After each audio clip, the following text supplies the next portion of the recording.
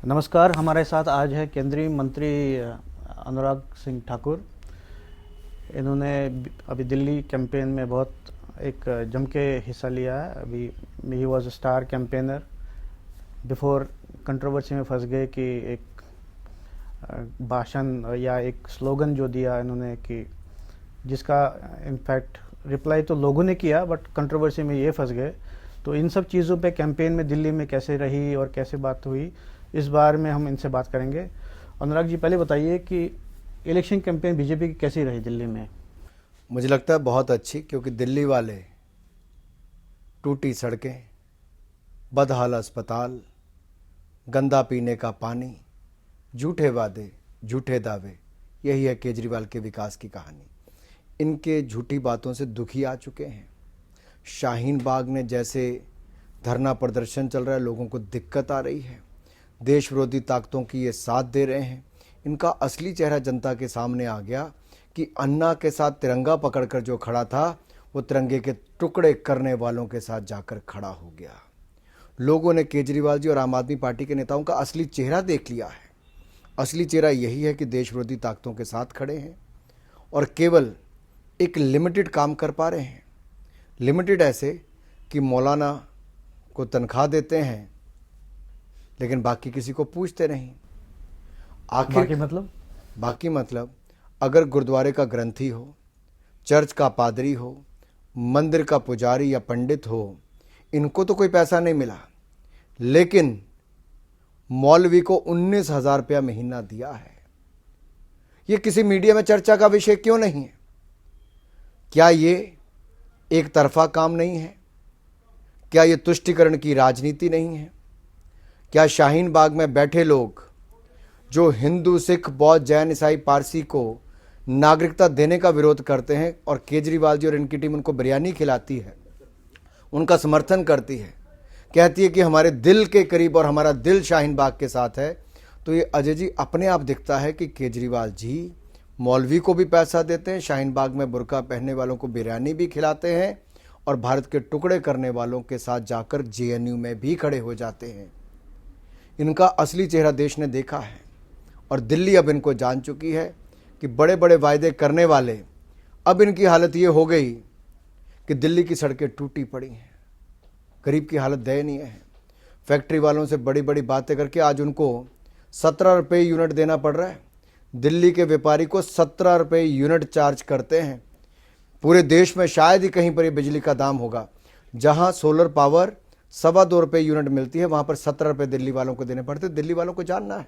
तो शाहीन बाग की जैसे आपने बात की, ये लोग कहते हैं, केजरीवाल की बात करेंगे, केजरीवाल बोलते हैं कि प्रधानमंत्री मोदी जी अगर इतनी हिम्मत है, 56 इंच है, तो वो इनको हटाते क्यों नहीं है?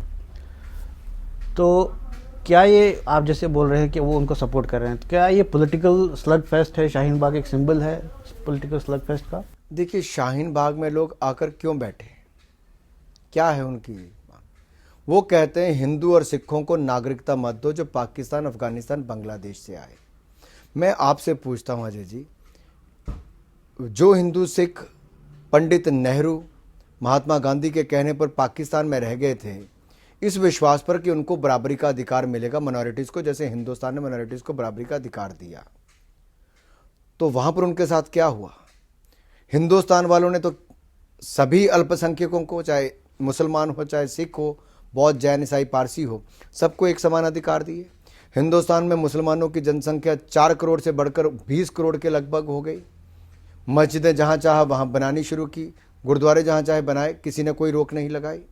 लेकिन पाकिस्तान में हज़ारों मंदिरों को तोड़ दिया गया, गुरुद्वारे, चर्चिज़ को तोड़ दिया गया, कईयों को शौचालय में तब्दील कर दिया गया। पति के सामने पत्नी को, हिंदू की या सिख की को उठा के ले जाते हैं, जबरन निकाह करते हैं, रेप करते हैं और निकाह करने के लिए कहते हैं। क्या हिंदुस्तान में किसी अल्पसंख्यक के साथ ऐसा व्यवहार हुआ? पिता के सामने पाकिस्तान में बेटी के साथ बलात्कार करके कहते हैं निकाह करना पड़ेगा और आपको इस्लाम धर्म कबूल करना पड़ेगा। दरिंदगी है।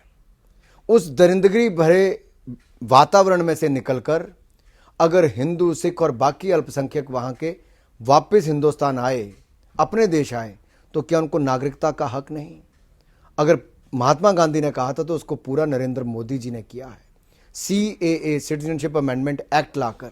यह नागरिकता देने का कानून है, छीनने का नहीं है। अगर इससे किसी की नागरिकता नहीं छीनी जा रही तो विरोध किस बात का है? शाहीन बाग में किस बात का विरोध है?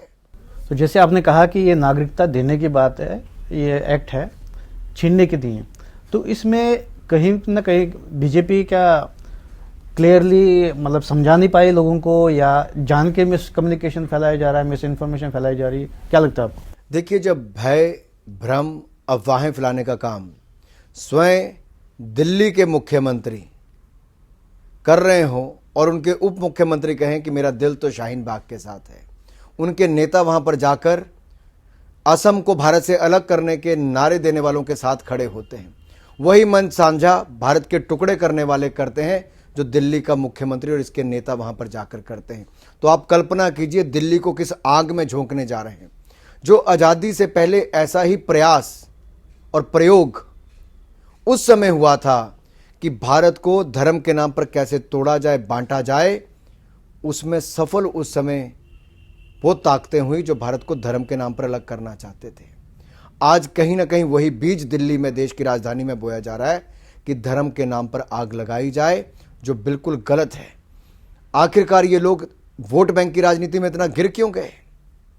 मैं आज जी आपको एक उदाहरण देना चाहता हूं।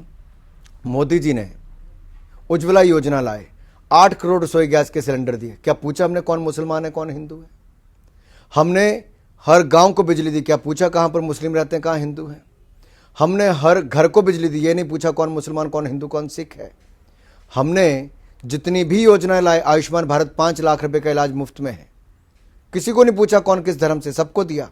लेकिन केजरीवाल जी ने दिल्ली में नहीं देने दिया। हमने 2 करोड़ पक्के मकान बना कर दिए गरीबों को, केजरीवाल जी ने दिल्ली में नहीं बनने दिया। हमने धर्म भी नहीं पूछा, जाति भी नहीं पूछी। लेकिन दिल्ली में धर्म के नाम पर मौलवियों को पैसा भी दिया गया और बाकियों की अनदेखी की गई। ये लोग तुष्टिकरण की राजनीति करते हैं जो देश के हित में नहीं है। मोदी जी सबका साथ, सबका विकास, सबका विश्वास करते हैं। इसीलिए दिल्ली के जो 50 लाख लोग जिनके पास मकान था, दुकान थी, लेकिन मालिकाना हक नहीं था, उनको मालिकाना हक देने का काम नरेंद्र मोदी जी की सरकार ने किया। जहां झुकी वही मकान ये नरेंद्र मोदी जी की सरकार करने जा रही है। आप कल्पना कीजिए, गरीब आदमी को पक्का मकान मिल जाएगा, दूसरे को मालिकाना हक मिल जाएगा। बहुत बड़ा बदलाव दिल्ली के लिए है। और हमने किसी जाति धर्म पर नहीं गए। ये देश को तोड़ने का प्रयास शाहीन बाग से शुरू हो रहा है। JNU में टुकड़े टुकड़े गैंग सैनिकों की शहादत पर नारे लगाती है, जश्न मनाती है कि वाह 80 सैनिक मर गए। अरे पूरा देश गमगीन था दंतेवाड़ा में जब ये हमला हुआ। मेरे संसदीय क्षेत्र में 4 जवानों ने शहादत दी उसी में। एक की शादी थी 2 महीने बाद, एक की पत्नी का 4 महीने का गर्भ में बच्चा था, एक के 7 साल और 3 साल के बच्चे थे। सब माँओं ने अपने जवान बच्चों को खो दिया। मुझे दर्द इसलिए होता है क्योंकि ये लोग वहाँ पर ऐसे काम करते हैं। JNU में भारत के टुकड़े करने के नारे लगाते हैं, भारत के टुकड़े हों 1000, इंशाअल्लाह इंशाअल्लाह। और उनके साथ जाके अरविंद केजरीवाल जी और राहुल गांधी जी खड़े हो जाते हैं। अरे भारत के टुकड़े करने वाले राजद्रोही हैं, गद्दार हैं ये लोग। कैसे सोच पनप सकती है किसी के मन में कि भारत के टुकड़े हो जाएं? कौन पोस्टर लगाएगा हिंदुस्तान में कि a country without a post office, एक ऐसा देश जिसका नामो निशान मिटा दो। अरे भारत का नामो निशान मिटा दो और आप कहते हो कि बोलने की स्वतंत्रता है, आजादी है। क्या देश के टुकड़े करने के लिए आजादी देनी चाहिए? कौन है ये लोग जो आजादी के नारे लगाते हैं शाहीन बाग में बैठ के? हमें चाहिए जिन्ना वाली आजादी। क्या है जिन्ना वाली आजादी? जिन्ना वाली आजादी क्या वही है जो प्रयास और प्रयोग पहले किया गया ऐसे आंदोलन से कि धर्म के नाम पर अलग कर दिया जाए? क्या अरविंद केजरीवाल देश को धर्म के नाम पर अलग करवाना चाहते हैं?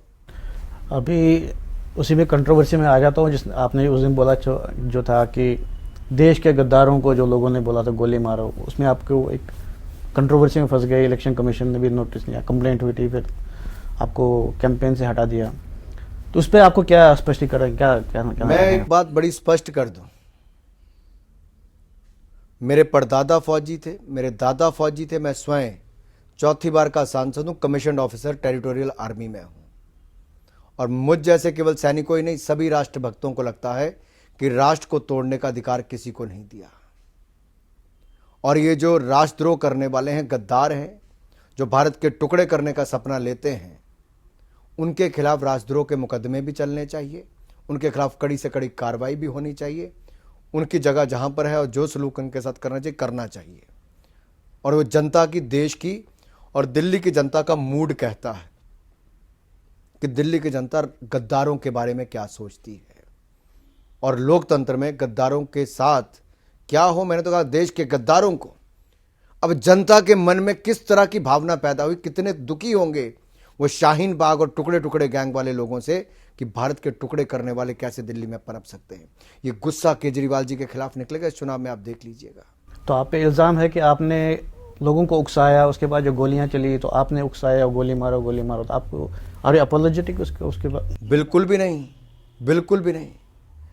देखिए, अगर आम आदमी पार्टी के नेता कहते हैं कि 2 तारीख से दिल्ली में दंगा होगा और उनके कार्यकर्ता हाथ में बंदूक लेके गोलियां चलाते हैं, तो कल्पना कर सकते हैं शाहीन बाग को भी ये समर्थन देते हैं, जेएनयू के टुकड़े टुकड़े गैंग को भी समर्थन देते हैं, शर्जिल इमाम जैसे लोगों को, जो मौलवियों को पैसे देने के बाद इमाम जैसे लोग इन्होंने निकाले, उनको भी ये समर्थन देते हैं। और जो असम के टुकड़े करने की बात करते हैं, अलग करने की बात करते हैं, गोलियां चलाते हैं, इनकी कल्पना कीजिए, इनकी सोच कहाँ जा रही है। भारत के किस टुकड़े पर राज करना चाहते हैं ये? क्या अरविंद केजरीवाल जी का मन दिल्ली पर राज करने से नहीं भरा कि भारत के टुकड़े टुकड़े करके किस टुकड़े पर राज करना चाहेंगे? शाहीन बाग की बात करेंगे तो आपने तो अभी परसों में बताया था कि 11 तारीख के बाद अगर बीजेपी जीतेगी तो उसके बाद 1 मिनट में हम वहाँ से शाहीन बाग से हटवा देंगे सबको। अजय जी, इसको मैं थोड़ा और स्पष्ट कर दूं। मेरा कल भी ये कहना था, आज भी ये कहना है, दिल्ली की जनता टुकड़े टुकड़े गैंग, शाहीन बाग और भारत को तोड़ने की मानसिकता के समर्थन करने वाले केजरीवाल जी के खिलाफ वोट करे और भारतीय जनता पार्टी के पक्ष में वोट करे, जो देश को आगे बढ़ाती है, सुरक्षित रखती है, सर्जिकल स्ट्राइक तक आतंकवादी ठिकानों पर करती है और गरीब के लिए झुग्गी, वही मकान, मालिकाना हक और स्वच्छ पानी देने की बात और देश को आगे बढ़ाने की बात करती है। जब दिल्ली की जनता इन राष्ट्रद्रोहियों के खिलाफ वोट करेगी, जो राष्ट्रद्रोह का समर्थन करने वाले हैं, तो मैं आपको कहना चाहता हूं, इनके हौसले अपने आप पस्त हो जाएंगे। आपको एक पुलिस वाला या किसी और को भेजने की जरूरत नहीं पड़ेगी। यह दिल्ली के लिए राजनीतिक स्टंट है, देश को तोड़ने का प्रयास है। दिल्ली की जनता को इसको संदेश कड़ा देना होगा जब एक एक बटन कमल के फूल पर दबेगा और 11 तारीख को दिल्ली की हर विधानसभा में कमल खिलेगा, तो शाहीन बाग के तंबू अपने आप उखड़ने शुरू हो जाएंगे। किसी को जाने की जरूरत नहीं पड़ेगी, ना वहां कोई बिरयानी खिलाने वाला होगा, ना बुर्का पहन के कोई आंदोलन करके जिन्ना वाली आज़ादी मांगने वाला होगा। शाहीन बाग में जो कैंपेन लगे हैं उसमें कई सवाल सोशल मीडिया में भी आए हैं कि इतना फंडिंग कहाँ से होती है, इतने सारे जैसे बिरयानी है या जो भी है, वहाँ पे टेंट लगा है, इतने सारे लोग हैं, खाना खिलाया जाता है और इसमें इतना खर्चा आता है, कौन करता है? आप इसमें क्या कहेंगे? आप कल्पना कीजिए, आप तो खुद जम्मू कश्मीर से आते हैं, आप तो प्रताड़ित हैं। आप जैसे लाखों परिवार जम्मू कश्मीर से निकाल दिए गए। धारा 370-35 से पंडित नेहरू की एक बहुत बड़ी गलती थी, जिसका खामियाजा जम्मू कश्मीर को भुगतना और देश को भुगतना पड़ा। हमने धारा 370-35 को हटाया। ये कल्पना भी नहीं कोई कर सकता था, जिसको हमने करके दिखाया है। ट्रिपल तलाक से निजात मुस्लिम बहनों को दिलाई। राम मंदिर का सपना लोगों को लगता था ना जाने पूरा होगा ना होगा। भव्य राम मंदिर के निर्माण के लिए ट्रस्ट का गठन भी कर दिया है, 67 एकड़ भूमि भी दे दी है और उस पे काम अगले 4 महीनों में भव्य राम मंदिर का शुरू हो जाएगा। इसके साथ साथ सिटीजनशिप अमेंडमेंट एक्ट, नागरिकता संशोधन अधिनियम 2019 लाकर हमने लाखों हिंदू, सिख और बाकी अल्पसंख्यक जो पाकिस्तान, अफगानिस्तान, बांग्लादेश से आए, उनको नागरिकता देने का किया। और शाहीन बाग में इन बातों का विरोध है। अब जो देश की संसद ने पास किया उसका वो विरोध करते हैं। नहीं, मैं उसी बात पे कह रहा हूँ कि उसमें लोग सवाल उठा रहे हैं कि इतने फाइनेंसेस कहाँ से आते हैं उनको वहाँ पे खाना खिलाने या टेंट लगाने, इतने एक महीना हो गया। जो राष्ट्र विरोधी ताकतें और अर्बन माओइस्ट इनको फंड करते हैं, जिस विचार के साथ ये जुड़े हैं। अरे अरविंद केजरीवाल जी के पास सत्ता आई तो बजट 30 करोड़ से बढ़कर 500-600 करोड़ से ज़्यादा हो गया केवल एडवर्टाइजमेंट का। आप दिल्ली में हर जगह इनके बोर्ड, रेडियो चैनल पर इनकी केवल खबरें सुनते होंगे। तो कैसे ये पैसा जनता के विकास पर नहीं, केवल अरविंद के गुणगान पर खर्च किया गया जो ज़मीन पे खर्च नहीं हुआ है। और कहीं ना कहीं ये फंडिंग भी वही लोग कर रहे हैं जो देश के टुकड़े कराना चाहते हैं, देश के 370-35 के खिलाफ हैं, जो राम मंदिर के खिलाफ हैं, जो नागरिकता देने के खिलाफ है। और आपके सामने स्पष्ट है, आम आदमी पार्टी ने तो कह दिया कि उनका दिल भी वहां पर है, दिमाग भी शाहीन बाग के साथ है। दिल से बिरयानी खिलाते हैं, दिमाग से गोलियां चलवाते हैं। अच्छा, केजरीवाल की जब बात करते हैं तो कुछ लोग ये भी कहते हैं कि 4-4.5 साल तो केजरीवाल ने ये बोला कि सेंट्रल गवर्नमेंट मुझे कुछ काम करने नहीं देती है, जो मेरे प्रोजेक्ट्स है उस पर अड़चन लगाती है। लेकिन अब जैसे इलेक्शन आए तो केजरीवाल कहते हैं कि हमने सारा काम कर दिया, स्कूल कर दिए, हेल्थ केयर कर दिया, वो कर दिया। तो उस पर आप कैसे रिस्पॉन्ड करते हैं? आप कृपया करके मेरा एक वीडियो निकालिए जहां पे मैंने एक कम्युनिटी सेंटर टिड्डीपुर में दिखाया, बख्तावरपुर में एक भी शीशा नहीं है कम्युनिटी सेंटर का, शौचालय के दरवाजे नहीं, अंदर गंदगी भरी पड़ी है, कम्युनिटी हॉल के अंदर कुत्ते घूम रहे हैं, इनके मोहल्ला क्लिनिक के अंदर कोई गाय बैठी है, कहीं पर कुत्ते घूम रहे हैं, कहीं पर शौचालय बन गया है। आप कल्पना कीजिए किया क्या इन्होंने। दिल्ली के स्कूलों के वीडियो हमारे सभी सांसदों ने डाले, उसके बाद इनका जवाब नहीं आया। तो इनका जवाब आया था कि वो कहीं कहीं स्कूल जो बंद है वहाँ पे वो गए थे और वहाँ पे वीडियो खींची। मुझे अगर इन्होंने कहा कि मैं 500 नए स्कूल खोलूंगा तो 500 नए तो छोड़िए, 50 ही गिना दें, 5 ही गिना दें। ये 5 नए स्कूल नहीं गिना पाए। इन्होंने 56 नए कॉलेज खोलने थे, एक नहीं खोल पाए। इन्होंने 5000 नई बसें चलानी थी, 1060 बसें बंद कर दी, नई खोलनी तो दूर की बात, चलानी तो दूर की बात थी। मेट्रो हमने नरेला तक के लिए सैंक्शन की, इन्होंने रोहिणी से आगे बढ़ने नहीं दी। आप कल्पना कीजिए इनकी मानसिकता क्या है। इन्होंने केवल बजट अपनी एडवर्टाइजमेंट पर खर्च किया। बड़े अस्पताल जो बनने थे 500 बिस्तर वाले, वो तो नहीं बनाए। लोगों को मजबूर किया, बस वो डिस्पेंसरी में जाके थोड़ी सी दवाई ले लो, उससे काम चलाओ। लेकिन 5 लाख रुपए का इलाज जो सालाना मुफ्त में गरीब को मिलना था, 5 साल तक नहीं दिया, यानी कि 25 लाख रुपए का नुकसान आम गरीब जनता के इन्होंने कर दिया है। तो ये सब आप जो कह रहे हैं उसके बावजूद जो अभी प्रोजेक्शंस है, प्री पोल प्रोजेक्शन, वो आम आदमी को एक एडवांटेज देती है बीजेपी को। तो आपको क्या लगता है इसके बारे में? बिल्कुल भी नहीं। आप वातावरण देखिए, अमित शाह जी के रोड शो देखिए, मेरी अपनी जनसभाओं से लेकर बाकी सब नेताओं के अगर आप देखेंगे कार्यक्रम, हजारों की तादाद में लोग खुलकर सामने आ रहे हैं। और जो पिछली बार आपको दिखता था झुंड के झुंड चलते हुए इनके पक्ष में, अब उनके पक्ष में कोई आपको कहीं नजर नहीं आएगा। बाहर से लाए हुए वर्कर्स को वहां पे खड़ा करते हैं या पेड उनको लोग खड़ा करते हैं। नीचे हवा होती तो केजरीवाल को ये सब ना करना पड़ता। लेकिन दिल्ली वाले लोगों को मैं कहना चाहता हूं, दिल्ली तू अब जाग ले, जोरों से गांठ बांध ले, हर देशद्रोही को तू पहचान ले, देश अपना अभिमान रे, देश अपना अभिमान रे। और देशद्रोहियों को पहचानने की आवश्यकता है। तो आपको लगता है कि बीजेपी आएगी, सरकार बनाएगी दिल्ली में? मेरे आप लिख कर ले लीजिए, हम कम से कम 45 सीटें जीतकर दिल्ली में सरकार बनाएंगे। तो हमारी अच्छी चर्चा हुई इस बार दिल्ली के बारे में, और हम उम्मीद करते हैं कि आप जो बोले हैं वो सही निकले। Thank you. आपका धन्यवाद। नमस्कार।